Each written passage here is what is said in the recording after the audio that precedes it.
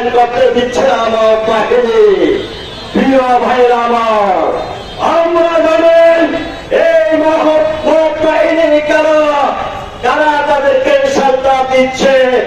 আমরা আজকের সমাবেশ থেকে হুঁশিয়ার করে দিতে চাই, আপনারা খাগড়াছড়ি জেলা তো ওই মহৎ বাহিনীকে দিয়ে আপনারা বিশৃঙ্খলা তৈরি করতে যাচ্ছেন। সেই জন্য আমি আপনাদের ক্ষুধার্ত আহ্বান রাখবো, আমাদের এই খাগড়াছড়ি জেলায় ওয়ানপুরিয়ার নেতৃত্বে সকল সম্প্রদায়ের মানুষ ঐক্যবদ্ধ।